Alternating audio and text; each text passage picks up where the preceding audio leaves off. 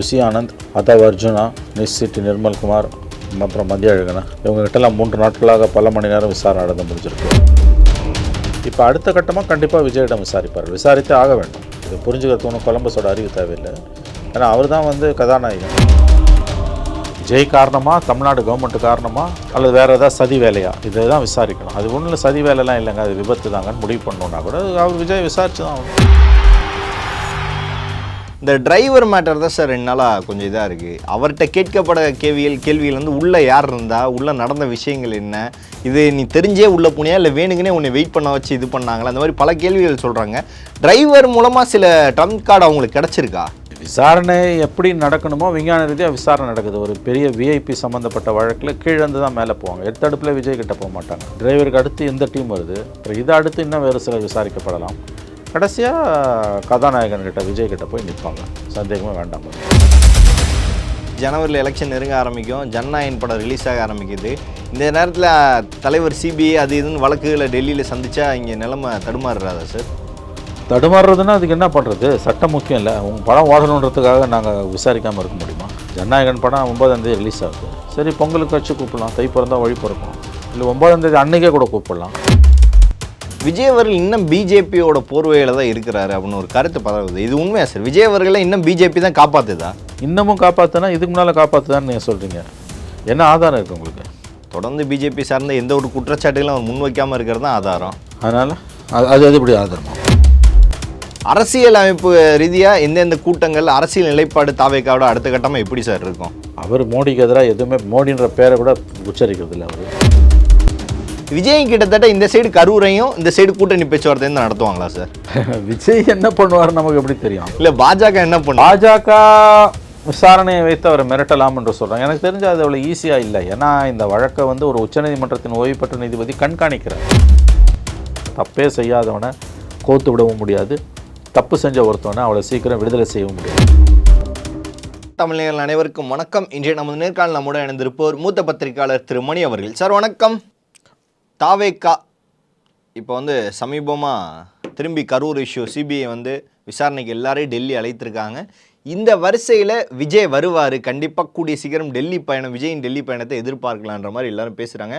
விஜய் அவர்கள் டெல்லி பயணம் உறுதியாகிருக்கா? இல்லை, இப்போ 3 நாட்களாக விசாரணை நடந்து என்று தான் முடிந்திருக்கிறது. புஷி ஆனந்த், அதவ் அர்ஜுனா, நிஷித் நிர்மல்குமார், அப்புறம் மத்திய அழகனா, இவங்ககிட்டலாம் 3 நாட்களாக பல மணி நேரம் விசாரணை நடந்து முடிஞ்சிருக்கு. இதுக்கு முன்னால் அந்த வேன் டிரைவர்கிட்ட ஒரு 3 நாள் விசாரணை நடந்துன்றாங்க. அதில் தான் கிடுக்கிப்பிடி கேள்விகள் கேட்கப்பட்டிருக்கின்றன. அதுதான் துருப்பு சீட்டு சிபிஐக்கு. இப்போ அடுத்த கட்டமாக கண்டிப்பாக விஜயிடம் விசாரிப்பார், விசாரித்தே ஆக வேண்டும். இதை புரிஞ்சுக்கிறதுக்கு ஒன்றும் கொலம்பஸோட அறிவு தேவையில்லை. ஏன்னா அவர் தான் கதாநாயகன். அவர் கூட்டத்தில் தான் இவ்வளோ பேர் செத்துருக்காங்க. அவர் கள சாட்சி, எவிடன்ஸ் அவர் தான். கண்டிப்பாக அவரை கூப்பிடுவாங்க, கூப்பிட்டு அவரை விசாரிப்பாங்க. சம்மன்ஸ் கண்டிப்பாக போகும். டெல்லியில் தான் வச்சு நடத்துவாங்க. இங்கே நடத்தினா ஏகப்பட்ட கூட்டம் கூடும்னு அங்கே தான் வச்சுருப்பாங்க. ஸோ விஜயிடம் சிபிஐ விசாரிப்பது எதிர்பார்க்கப்பட வேண்டிய ஒன்று. அது விசாரிக்காட்டி தான் அது ஆச்சரியம். கண்டிப்பாக விசாரிப்பாங்க, விசாரித்தே தீர வேண்டும். ஏன்னா குற்றப்பத்திரிகை தாக்கல் பண்ணும்பொழுது அவர் என்ன சொன்னார்னு கேட்காம யார் காரணம்னு எப்படி கண்டுபிடிக்க முடியும்? விஜய் காரணமா, தமிழ்நாடு கவர்மெண்ட் காரணமா, அல்லது வேறு ஏதாவது சதி வேலையா, இதை தான் விசாரிக்கணும். அது ஒன்றும் சதி வேலைலாம் இல்லைங்க, அது விபத்து தாங்கன்னு முடிவு பண்ணணுன்னா கூட அவர் விஜய் விசாரித்து தான் ஆகணும். ஸோ விஜய் கண்டிப்பாக விஜய்க்கு சிபிஐ கண்டிப்பாக சம்மன் அனுப்பும். விஜய் விசாரணைக்கு அழைக்கப்படுவார். இதில் எந்த சந்தேகமும் வேண்டாம். ஜூனியர் ஆர்டிஸ்ட்லாம் விசாரித்து முடிச்சுட்டாங்க. இப்போ டேரெக்டாக கதாநாயகன் ஹீரோட்ட வராங்க. சைடு ஆர்டிஸ்ட்லாம் விசாரிச்சிட்டாங்க. இந்த டிரைவர் மேட்டர் தான் சார் 2 நாளாக கொஞ்சம் இதாக இருக்குது. அவர்கிட்ட கேட்கப்பட கேள்விகள் உள்ளே யார் இருந்தா, உள்ளே நடந்த விஷயங்கள் என்ன, இது நீ தெரிஞ்சே உள்ளே போனியா இல்லை வேணுங்கன்னே உன்னை வெயிட் பண்ண வச்சு இது பண்ணாங்களா, அந்த மாதிரி பல கேள்விகள் சொல்கிறாங்க. டிரைவர் மூலமாக சில ட்ரம்ப் கார்டு அவங்களுக்கு கிடச்சிருக்கா? இல்லை, ட்ரம்ப் கார்டெல்லாம் கிடச்சிதான்லாம் எனக்கு எப்படி தெரியும்? இது சிபிஐ விசாரணை, இது அவனுக்கும் தெரியாது. விசாரணை எப்படி நடக்கணுமோ விஞ்ஞான ரீதியாக விசாரணை நடக்குது. ஒரு பெரிய விஐபி சம்மந்தப்பட்ட வழக்கில் கீழேருந்து தான் மேலே போவாங்க. எடுத்தடுப்பில் விஜய் கிட்ட போக மாட்டாங்க. டிரைவருக்கு அசிஸ்டண்ட்டு, கிளீனர் இருந்தால் கிளீனர்கிட்ட போயிருப்பாங்க. கிளீனர் இல்லை, வெறும் டிரைவர் தான். டிரைவருக்கு அடுத்து எந்த டீம் வருது, அப்புறம் இதை அடுத்து இன்னும் வேறு சிலர் விசாரிக்கப்படலாம். கடைசியாக கதாநாயகன்கிட்ட விஜய் கிட்ட போய் நிற்பாங்க. சந்தேகமே வேண்டாம். முதல்ல ஜனவரியில் எலெக்ஷன் நெருங்க ஆரம்பிக்கும், ஜனநாயகன் படம் ரிலீஸ் ஆக ஆரம்பிக்குது. இந்த நேரத்தில் தலைவர் சிபிஐ அது இதுன்னு வழக்குகளை டெல்லியில் சந்தித்தா இங்கே நிலைமை தடுமாறுறாதா சார்? தடுமாறுறதுன்னா அதுக்கு என்ன பண்ணுறது? சட்டம் முக்கியம் இல்லை. உங்கள் படம் ஓடணுன்றதுக்காக நாங்கள் விசாரிக்காமல் இருக்க முடியுமா? ஜனநாயகன் படம் 9ஆம் தேதி ரிலீஸ் ஆகுது. சரி, பொங்கலுக்கு வச்சு கூப்பிடலாம், தை பிறந்தா வழி பிறக்கும்.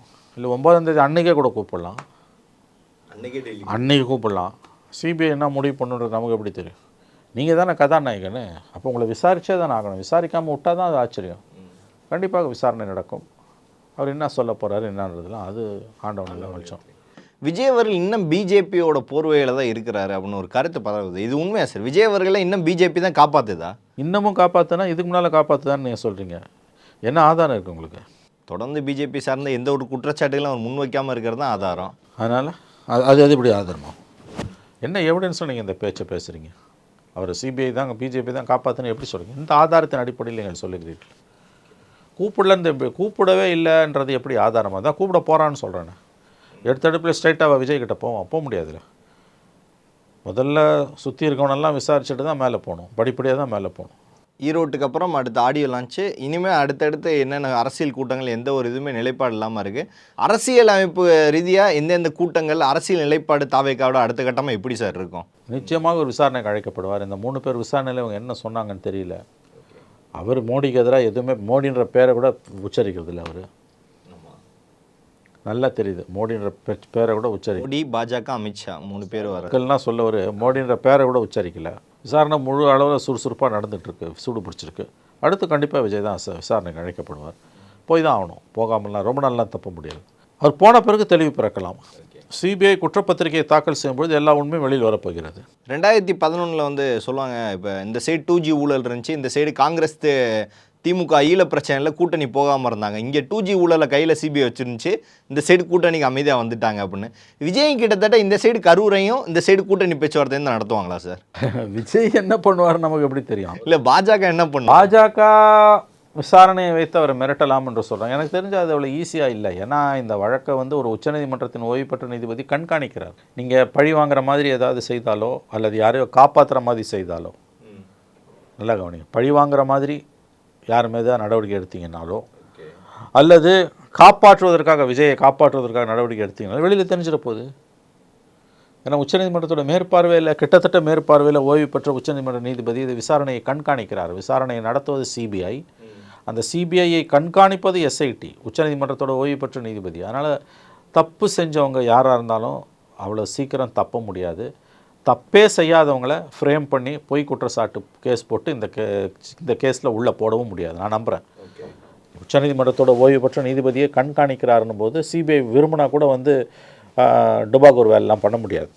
அதாவது தப்பு செஞ்சவனை காப்பாற்றுறது, தப்பே செய்யாதவனை கோத்து விடுறது, இது ரெண்டையும் சிபிஐ செய்ய முடியாது. ஏன்னா ஓய்வு பெற்ற உச்சநீதிமன்ற நீதிபதியும் 2 ஐபிஎஸ் ஆஃபீஸர்ஸும் அதை கண்காணிக்கிறாங்க. அவங்களுக்கு ஒரு நேர்மை இருக்கும்ல, நீ எல்லாரையும் சந்தேகப்பட்டுக்கிட்டே போக முடியாது இல்லையா? ஏதாவது ஒரு இடத்துல உனக்கு நம்பிக்கை இருக்கணும் இல்லையா?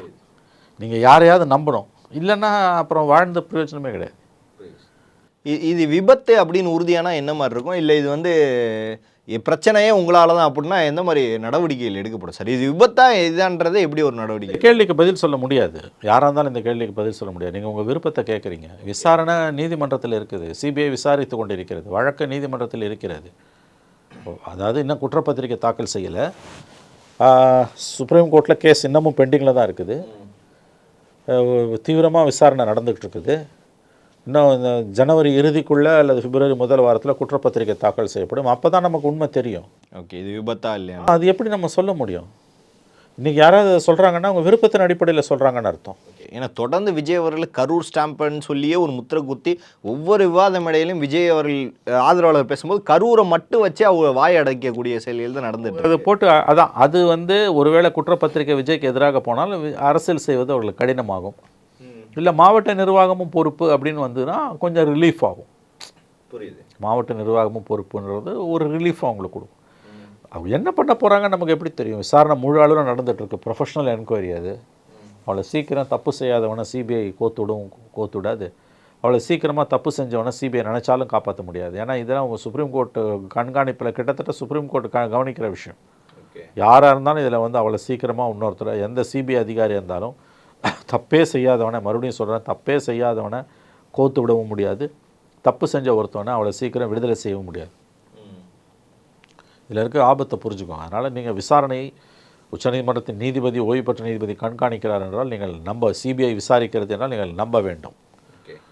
இதோ பொறுத்தா இன்னும் ஒரு 6 மாதத்தில் வெளில வந்துட போகுது. உண்மை 4 மாதத்தில் வந்துட போகுது. எலெக்ஷன் முன்னாடி வந்துருமா? இப்போ 4 மாதத்துக்கு முன்னால் சார்ஜ் ஷீட் ஃபைல் பண்ணுவாங்க. அஃப்கோர்ஸ் தப்பு யார் குற்றம் சுமத்தப்படுகிறார்களோ அவர்கள் நாங்கள் குற்றவாளி இல்லைன்னு தான் சொல்லுவாங்க. நீதிமன்றம் தான் இறுதியாக தீர்ப்பு கொடுக்கணும். சிபிஐ சார்ஜ் பண்ணுறதாலேயே நம்ம ஒருத்தரை குற்றவாளினோ அல்லது நிரபராதினோ ரெண்டுமே எடுத்துக்க முடியாது. இந்த விஷயத்துக்கு எலெக்ஷனுக்கும் ஒத்து போகுமா சார்? இல்லை, டைமிங் அது கிட்டத்தட்ட பிப்ரவரி வாக்கில் சார்ஜ் ஷீட் போட்டுருவாங்கன்றாங்க. விஜய்க்கு எதிராக போகுதுன்னா எதிர்க்கட்சிகள் அதை பெரிய அளவில் அரசியலாக்கும். பயங்கர அரசியல். ஆமாம், விஜய் பக்கம் தவறு இல்லை. அங்கே அது இயற்கையாக நிகழ்ந்த விபத்துன்னா தப்பிச்சுப்பார். இல்லை மற்றவங்க யாரோ உணவெல்லாம் கொடுத்தாங்க, சம்மந்தப்பட்ட அதிகாரிகள் அங்கே யாருமே இல்லைன்ற மாதிரி அதுவும் விஜய்க்கு ஒரு சிக்கலை உண்டாக்கலாம். இவங்க சொல்லக்கூடிய தகவல் என்ன சார்? ஏன்னா சார் வெளியே ப்ரெஸ் அட்டன் பண்ண ஆதவர்ஜுனா அவர்களாக இருக்கட்டும், நிர்மல்குமார் அவர்களாக இருக்கட்டும், அவங்க தொடர்ந்து சொல்லக்கூடிய விஷயங்கள் என்னென்னா, எங்கள் சைடு சந்தேகிக்கக்கூடிய சில விஷயங்களையும் எங்கள் சைடு இருக்கக்கூடிய ஆதாரங்களையும் நாங்கள் கொடுத்துருக்கோம் அப்படின்னு. இந்த ஆதாரம் சந்தேகிக்கக்கூடிய விஷயங்கள் என்னென்ன சார்? இல்லை மக்களை குழப்பறதுக்காக இதை சொல்கிறாங்க. எல்லாம் அவங்கள தாங்க கேட்கணும். நன்றாக இவர்கள் மக்களை ஏமாற்றுகிறார்கள், மிக நன்றாக மக்களை ஏமாற்றி கொண்டிருக்கிறார்கள் தான் எனக்கு தோணும். நீங்கள் அங்கே ஒன்ஸ் சிபிஐ விசாரணைக்கு போயிட்டீங்கன்னா வேறு எதையும் பேசக்கூடாது. வெளியில் ஆமாம், வெளியே என்ன பண்ணணும், பேசக்கூடாது. பேரலல் ட்ரையல் நடத்த முடியாது. நீங்கள் சிபிஐ சார்ஜ் ஷீட் ஃபைல் பண்ண பிறகு ரியாக்ட் பண்ணலாம். அப்போ கண்டிப்பாக பண்ணுவாங்க.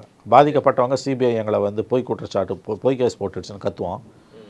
சிபிஐயால் விடுதலை செய்யப்பட்டவர்கள் ஒரு யோகியர்கள் இல்லை, இவர்கள் அயோக்கியர்கள் தான் எதிர்கட்சிங்க அப்பயும் கத்துவோம்.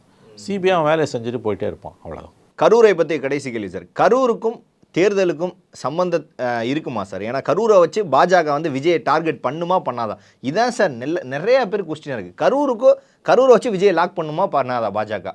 லாக் பண்ணுறதுக்கு வாய்ப்பு இருக்குது, நான் இல்லைன்னு மறுக்கல. பட் அது ஒரு பொலிட்டிக்கல் டிசிஷன் அப்படிலாம் நீங்கள் எடுத்துட முடியுமான்னு, கொள்கை எதிரின்னு சொல்லிட்டு போய் சேருவாரான்ற ஒரு 10% வாய்ப்பு எப்பவுமே இருக்கும். அந்த அடிப்படையில் தான் சொல்ல முடியுமே தவிர உறுதியாக போயிடுவார்னு நம்ம அவ்வளோ ஸ்வீப்பிங்காக சொல்ல முடியாது. இப்போ அடுத்து அவர்கிட்ட விசாரிப்பாங்க. என்ன மாதிரி விசாரணை போகும், இந்த 3 நாளில் என்ன விசாரித்தாங்க இந்த 4 பேர்கிட்டன்றதை பற்றின தகவல் நமக்கு கசிஞ்சதுன்னா ஓரளவு யூகிச்சிடலாம் விஜய் பிஜேபி எந்த அளவுக்கு நெருக்குது அப்படின்ட்டு. கண்டிப்பாக அவரை கூப்பிடுவாங்க, ஜனவரியில் கூப்பிடுவாங்க. விசாரித்தே ஆகணும். அவரை விசாரிக்காமல் அவங்க குற்றப்பத்திரிக்கை தாக்கல் செய்ய முடியாது. அல்லி அர்ஜுனா க்ரௌடில் ஒரு குழந்தை செத்ததுக்கு அவரை குற்றப்பத்திரிக்கை தாக்கல் பண்ணார். சரிங்க, அவர் பொறுப்பு கிடையாது. அவர் கூப்பிடாமலே வந்த கூட்டம் அது. அப்போ அந்த ஆங்கிளில் பார்க்கும்போது இவ்வளோ பேர் செத்துருக்காங்க. நிச்சயமாக சிபிஐ விசாரித்தே தீரும். பல்வேறு அரசியல் கேள்விகளுக்கு பதில் தமைக்காக மிக்க நன்றி சார். நன்றி, வணக்கம். நன்றி.